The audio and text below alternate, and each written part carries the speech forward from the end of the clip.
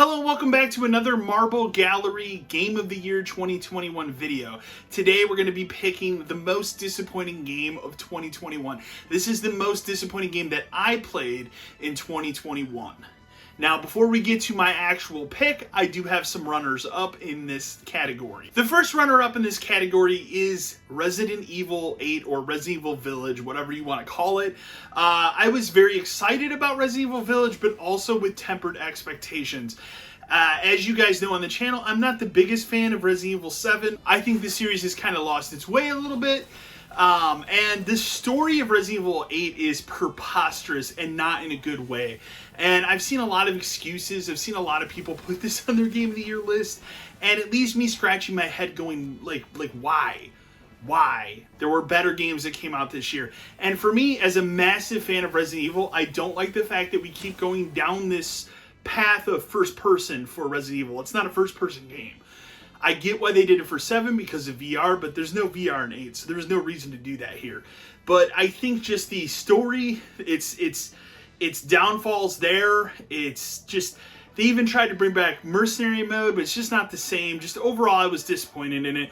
The more time I've had to let sit on that game, I actively dislike the last third of that game, the factory area. I think it's terrible, and I don't want to play it again because of that. But there's something else that was also disappointing for me in 2021, that was Deathloop. Now, Deathloop's a game I haven't talked about a lot on the channel, and for good reason. I didn't like it. So, I got the game when it came out. I played about 3 to 4 hours of it, which is like the tutorial. And then once I got out of it, I realized this is just Dishonored again. And I like Arcane because I liked the Prey reboot in 2017, but I don't like Dishonored. And Deathloop just feels like more Dishonored, so I couldn't get into that game. I recognize the people that like it. It's a good game for them. That's great. It was disappointing for me. Now that we put those things aside, let's talk about my most disappointing game this year. And bar none, the most disappointing game I played in 2021 was Halo Infinite's multiplayer component. What a wretched thing. Like, what a vile, wretched thing Microsoft has done to Halo. And, well, Halo's campaign, I think, is really, really good, and we're going to talk about that. It's on my top 10 list, and you're going to hear more of my thoughts on that. The multiplayer has not gotten any better. They still haven't fixed Big Team Battle as the recording of this video. They are so hell-bent on pumping this game full of microtransaction after microtransaction, and it is the worst example of microtransactions. This isn't just like another Apex or Fortnite clone. It is worse. So let me give you an example.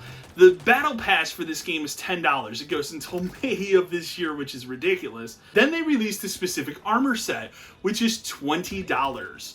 So when it's all said and done, that $20 armor set can only be used if you have the battle pass. That's a $30 investment. That's half the cost of a new video game for an armor set in a video game. What are we doing?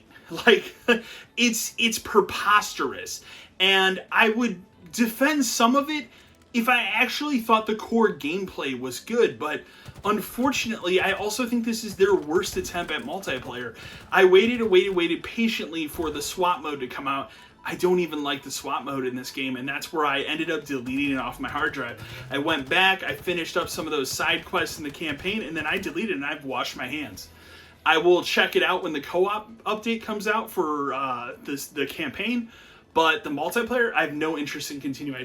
I think it's bad. I think mechanically it doesn't play well.